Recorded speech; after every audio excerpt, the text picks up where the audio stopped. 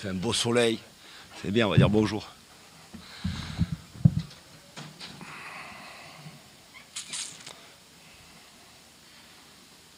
Quand je vois cette tête là déjà,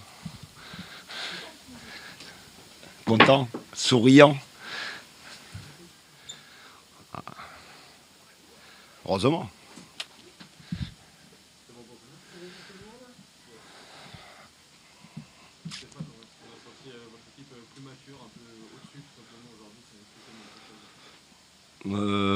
Oui, c'est ce qui m'avait plu aussi dans le dernier match contre Guingamp, où on a dégagé un peu plus de maturité. Dans la gestion des temps forts, des temps faibles, on a gagné en maturité. Maintenant, le match il est en plusieurs étapes pour moi. Je pense qu'on a fait une très bonne entame de match jusqu'au but, où on est quand même, on maîtrise, on arrive à mettre notre jeu en place. On se crée 2-3 situations où avec peut-être un peu plus de justesse, on peut aller au bout. Mais après le but, on a commencé à... Alors bien sûr, il y a le Red Star qui s'est révolté un peu, mais on a commencé à toucher un peu plus le ballon, à moins respecter le jeu de position, à être long dans les transmissions, à vouloir forcer dans le cœur du jeu. Et on les a remis en selle surtout sur nos pertes de balles au départ, sur des transitions. Et après, on sait que ça galvanise le public, ça redonne un peu de baume au cœur à cette équipe.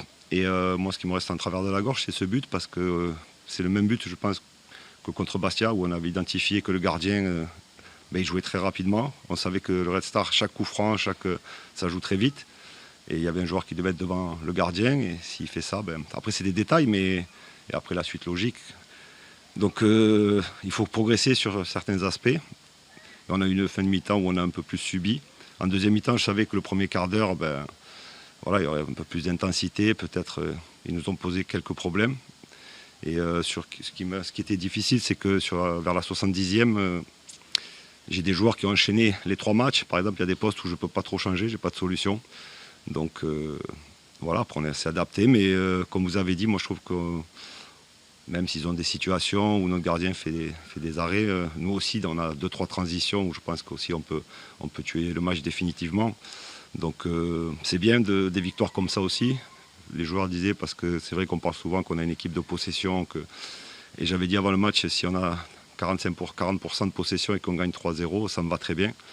Donc on n'a pas eu la possession sur l'ensemble du match. Ça prouve que mon équipe elle est en train aussi d'avoir une autre facette. C'est vrai que l'an dernier, même en début de saison, souvent on avait beaucoup de possession, mais on avait un jeu où on s'ouvrait beaucoup. Donc on prenait beaucoup de risques. On essaye d'être un peu plus équilibré. Et après, c'est sûr que quand on mène au score en début de match, c'est souvent un peu plus facile, comme on l'a fait contre Guingamp. Mais puis après, ça reste un derby. Donc c'est ce qu'on disait avant le match. Ce qui est important, c'est de prendre les 3 points. Voilà, après le jeu, on a essayé de mettre du jeu, mais c'était très important d'enchaîner avec Guingamp. Une deuxième victoire, surtout pour nos supporters, parce qu'on sait que c'est important pour les supporters, pour les gens du club, pour le président. Donc rien que pour ça, on est très fiers.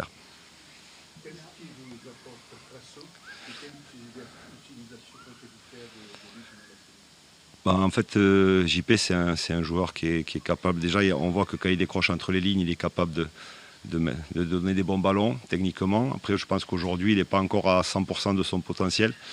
Il n'a pas trop joué en fin de saison dernière. Il est parti avec l'équipe nationale. Alors, il a marqué 3 buts.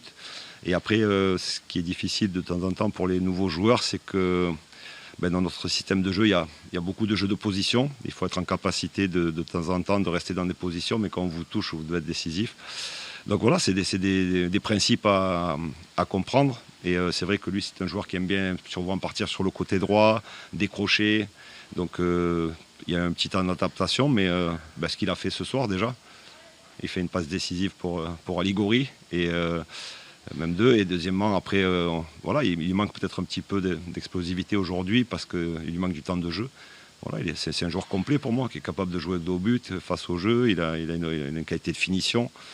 Donc après, l'utiliser un peu comme un deuxième attaquant. Après, ce que je dis, on joue en 4-4-2 à Losange, mais dans les positions, on est rarement en 4-4-2 à Losange, surtout offensivement. Donc voilà, il faut qu'après aussi ses partenaires apprennent à le connaître. C'est ce qu'on disait, Ilan Kebal, les joueurs qui jouent à côté de lui, par rapport à ses appels. On sait que par exemple Pierre Ivamel, souvent quand il joue, on sait que c'est un joueur qui va tout le temps au premier poteau. Après, c'est des connexions qui doivent se créer. Donc là-dessus, je pense qu'il y a encore beaucoup un axe d'amélioration. Mais déjà, on est content de son début de saison. Avec cet effectif, on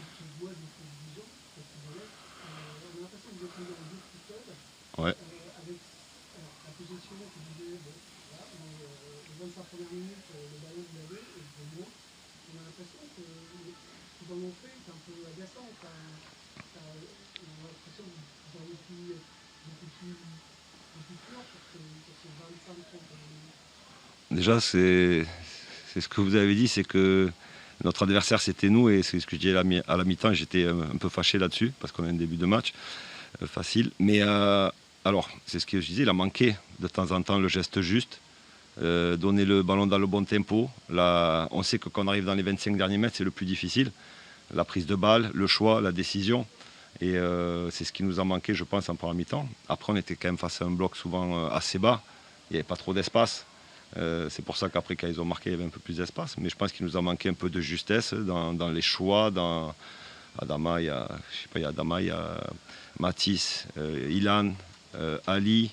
De tête, j'ai 5-6 situations où si on joue un peu mieux le coup, ça peut finir par une occasion de but. Donc il nous a manqué peut-être un peu plus de justesse et aussi de ne pas vouloir jouer toujours dans les pieds. Des fois des appels, même s'il n'y avait pas trop de profondeur, voilà, dans les demi-espaces, et c'est ce qu'il a manqué un petit peu. Donc manqué quelque chose. Mais après, dans le football, pour moi, le plus dur, c'est ça, c'est les 25 derniers mètres. L'objectif, souvent, je ne vais pas dire d'un entraîneur, c'est d'amener le ballon là. Et après, souvent, c'est la qualité, le talent qui fait que, malgré qu'après, il y a des principes de jeu. Mais on sait que quand on arrive là, on est plus sous pression, on a moins de temps, il faut être plus juste. Voilà, donc je pense qu'il a manqué un peu de justesse. On est gourmand, évidemment. Moi aussi. Ce qu'on voit et le résultat. Donc, il y a eu des pertes de balles, beaucoup trop. Ouais. C'est un troisième match. C'est un troisième match. Voilà, donc c'est un troisième match. On sait que c'est jamais facile. On a fait quand même, on a joué Guingamp. On était à Bastia, un derby contre le Restart. On avait quand même une semaine chargée. Je pense qu'il a manqué un peu de fraîcheur et mentalement aussi, parce qu'on parle souvent de l'aspect athlétique et physique dans le football, mais je pense que l'aspect psychologique, c'est difficile. La concentration, l'énergie. Après, je sais que certaines personnes, ça peut leur paraître bizarre, mais je sais qu'il y avait des joueurs, par exemple, on va prendre notre gardien, qui psychologiquement est fatigué, parce qu'il faut, comme je disais, dans ce jeu de possession, il faut réfléchir. Des fois, on sort à 3, des fois, on sort à 4. Donc, ça demande continuellement de la concentration. Et je sais qu'en fin de semaine, après 3 matchs, de temps en temps, c'est plus difficile. Donc il y a peut-être cet aspect-là aussi qu'il faut prendre en ligne de compte.